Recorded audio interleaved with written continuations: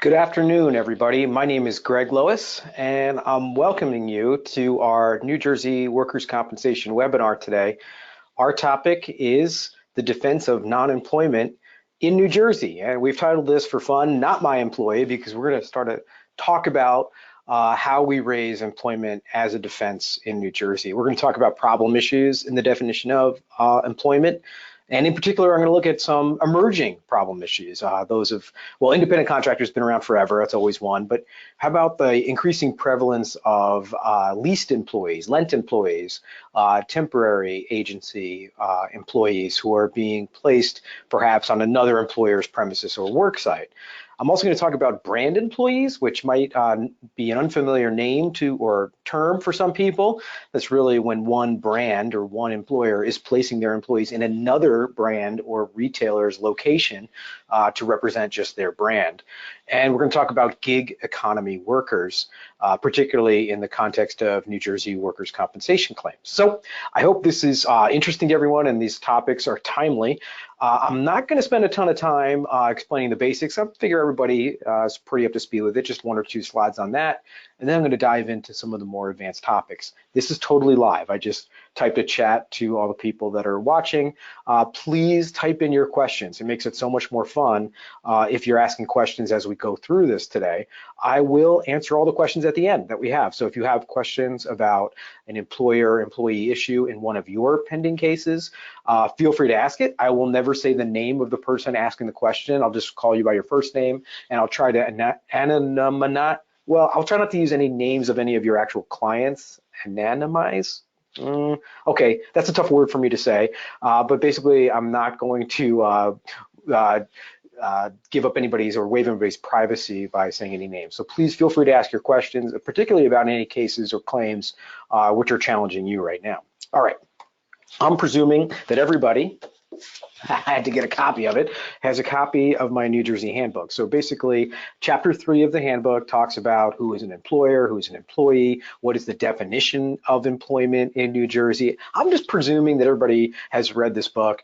I know it's a great stocking stuffer. I know and a lot of people put it in their kids' Easter baskets, perhaps yesterday for Easter, because it's such a fun book and such a fun read. But if you haven't read it, let me give you the quick Cliff Notes edition or quick Cliff Notes version of what does employee mean. First of all, it's specifically defined in the statute, section 36, and it says that someone who provides a service for financial consideration.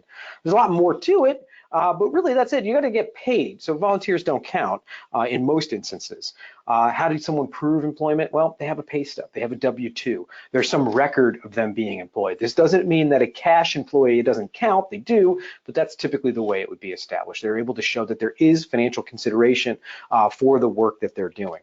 The statute, get rid of that book now, the statute specifically exempts longshore persons. I can't say longshore man, that would be sexist of me. Longshore persons are not covered. So if there is a potential longshore claim, the New Jersey Workers' Compensation Court would not have jurisdiction over that case. And that's an important distinction between New York law, which does allow both of those claims to proceed at the same time.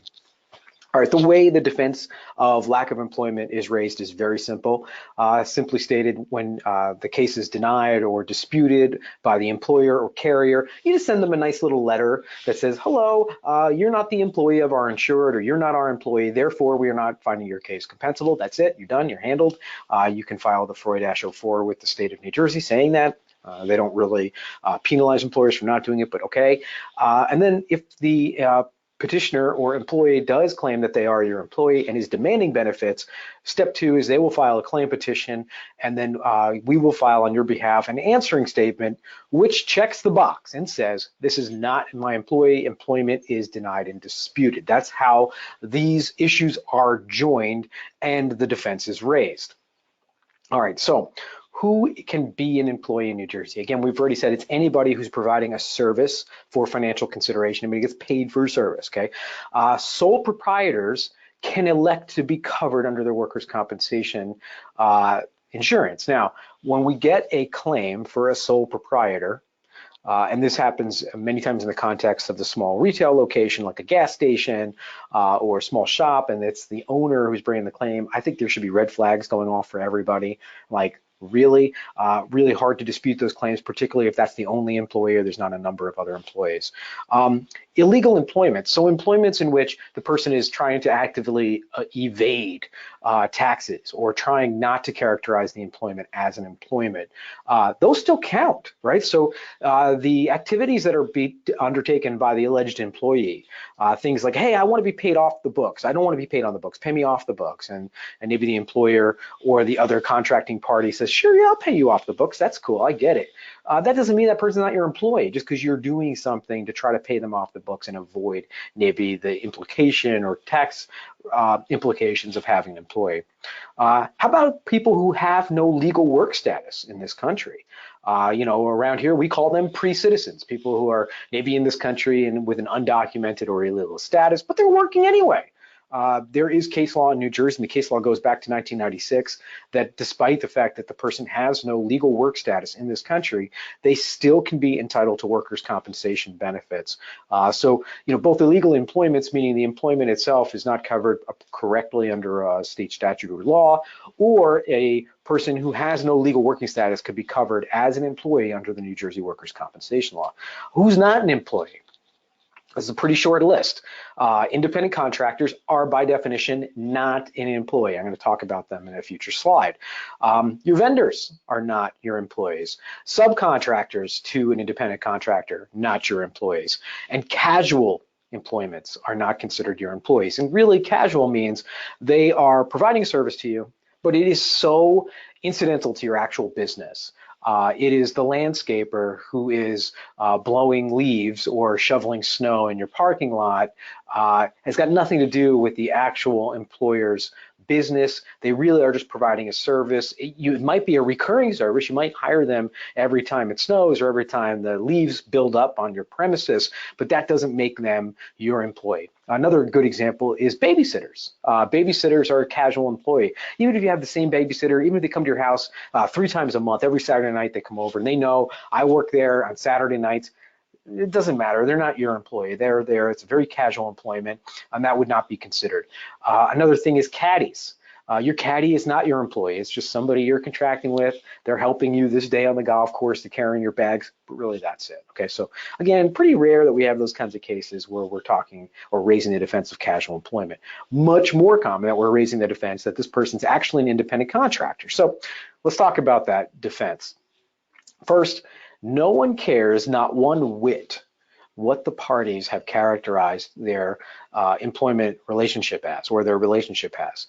If I have an employee, for example, my practice manager, literally works next to me all day long in an adjoining office. We work together to solve problems all day, takes direction from me certainly, handles my correspondence, etc.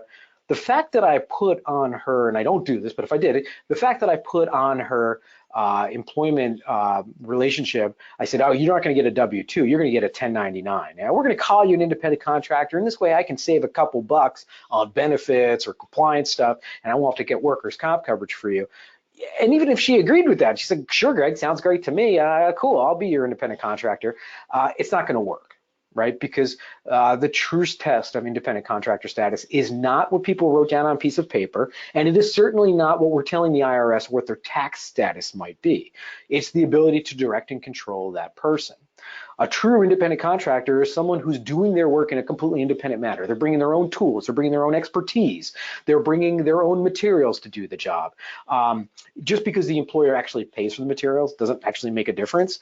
The fact that they're bringing it, they're collecting the materials they need, they're having maybe specialized tools, and they're doing this essentially without day-to-day supervision or monitoring.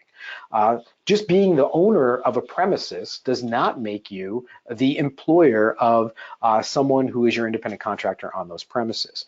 Typically, the independent contractor will have a very different business than the employer, and I think that's really the thing, one of the things we should be focusing on. If my business is to provide over-the-road trucking services to my clients, and I'm calling independent contractors all of the guys who load and unload my trucks, it's going to be unlikely that that would survive a challenge in the workers' compensation court.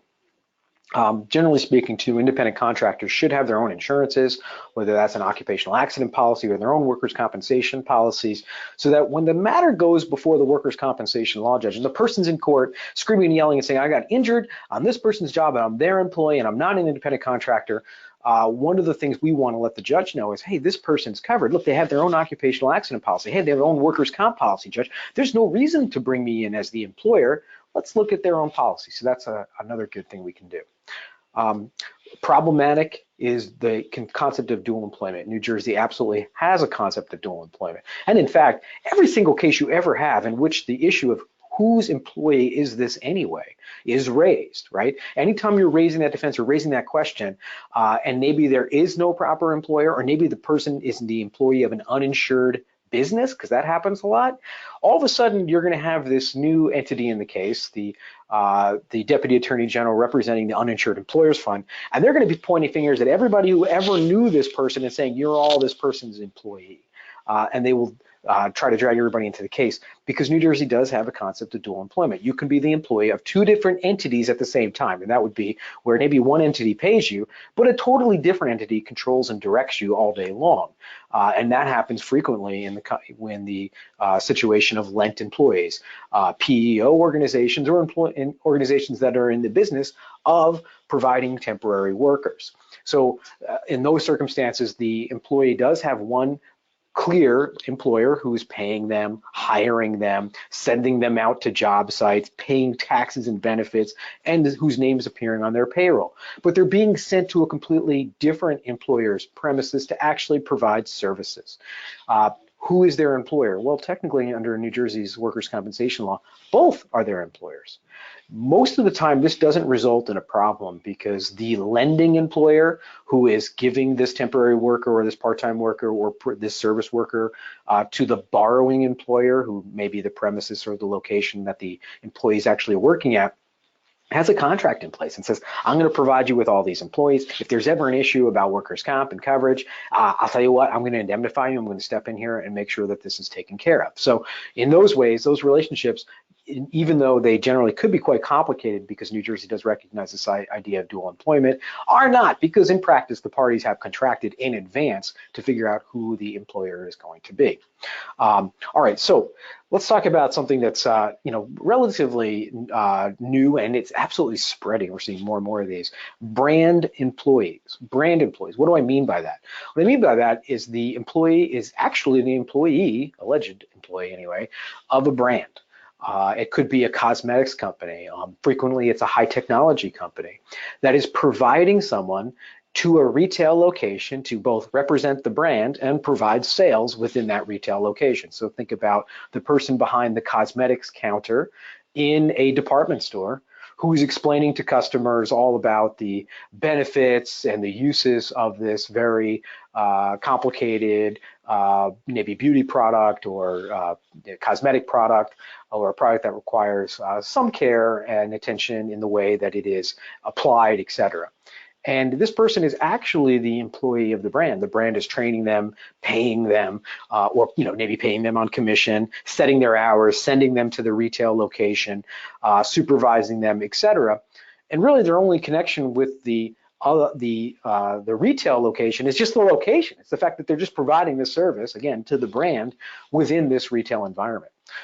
So there are cases, and the case that I've cited today, or I've put into the handouts, is the Colomeo decision. It's a New York decision, but I think it would apply equally in New Jersey. In that case, we have a brand employee who's hired, controlled, directed, paid, supervised by the brand, but they're placed inside a Bloomingdale's location, inside that retail location. They then bring a workers' compensation claim, and there's an argument that Bloomingdale's is the actual employer. It turns out, no, they're not. Bloomingdale's is just the location they provided the service, and the brand is actually the employer. So that's something to be mindful of, and particularly as we go into some of these big box retail stores. I'm a member of the BJ Club in my town, which is like a wholesale store, and inside they have a Verizon store. And I suspect the employees in the Verizon store are probably actually Verizon employees, because they're there to explain the plans and all of the high-tech phones, and not the employees perhaps maybe of the BJ's. And there's a lot of examples of that, a lot of big box retailers who will have maybe a software company's employee who's inside the store, they're selling inside the store, but they're actually the employee of the software vendor. All right, so that's a little bit about brand employees, just something to be mindful of as we start to explore this topic. What about gig economy workers? So more and more people are employed in this alleged gig economy where they are trading their time. They're using an app to sign up to provide a service like Uber. I know my office, we use Uber Eats almost every single day here, it feels like. DoorDash is one, we use that for food as well. Lyft is another good example of this. And everyone's now familiar with these gig economy type jobs. What happens when those gig economy workers get injured and then say, you know what, I'm actually the employee of this maybe specific employer, maybe this application? So not great case law in New Jersey, no reported appellate decisions on this yet, to my knowledge. However, in New York, my firm has made the case law on this, and we started to help make the case law anyway. And I put in the handout today our case defending DoorDash against the claims of their gig economy worker that they were an employee. What did the court look at in that case? What did we show? We showed that, hey, we didn't hire him, he just downloaded an app. He chooses when to or when not to use the app. He has no set hours. He's paid based on the delivery, not based on any other scale. We don't require him to wear a uniform. We never have required a uniform. We do not require any specific transportation. We don't inspect his vehicle. In this case, it was a bicycle. And we don't tell him when to turn the app off. He can work as much as he wants or as little as he wants. There are no set schedules. And then finally, we don't actually supervise or even monitor the work. The claimant in the DoorDash case alleged that because the people using the app leave reviews for him, that's how we were supervising him. The court found that to be simply specious and said, no, there's no actual supervision or management of you. You're not their employee. I think that same reasoning and logic would hold up in any gig economy worker case that happens in New Jersey. Now, the challenge is, of course, that New Jersey, as crazy as this is going to seem, is actually crazier than New York in terms of always trying to find someone the employee of someone else.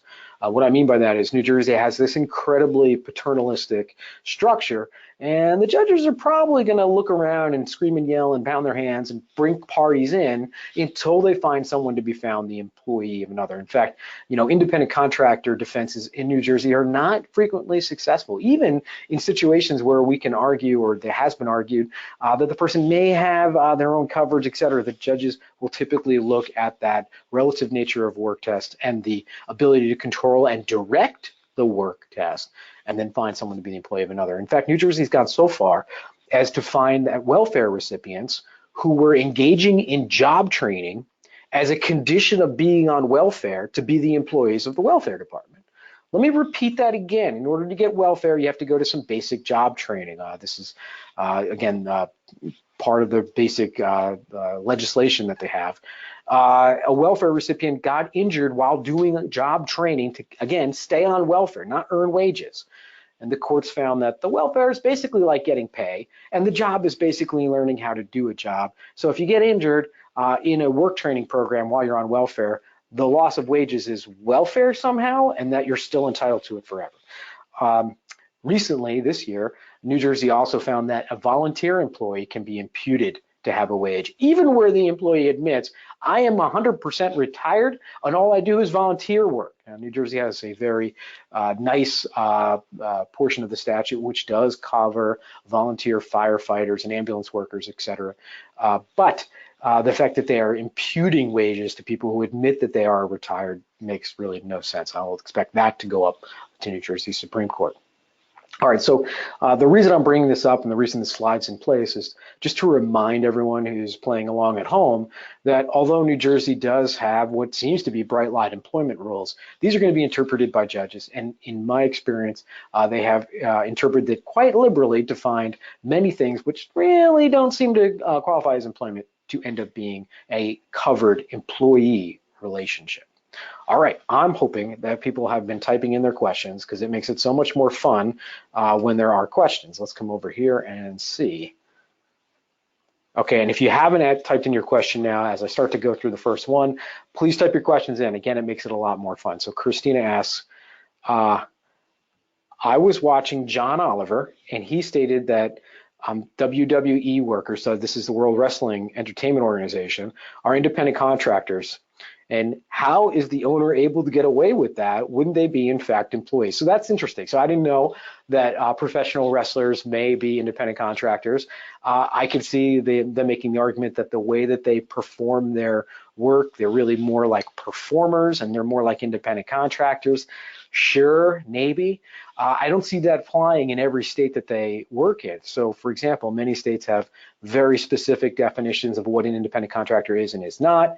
New Jersey would probably find a performer in a theatric performance like World Wrestling to be an employee and non-employer, and particularly to the extent to which the events are choreographed, scripted, the extent to which the fights themselves are choreographed and scripted, and the degree to which they are directed by the alleged owning entity. So I think all of those things would be taken into consideration, and I would imagine that in this state, particularly New Jersey, that the wrestlers participating in the World Wrestling Federation bouts would be found to be employees and not independent contractors, unless they are somehow truly organizing this themselves, which I don't think that's the case. Michelle asked the question, can an employer push their drivers to be independent contractors in order to reduce their workers' comp exposure?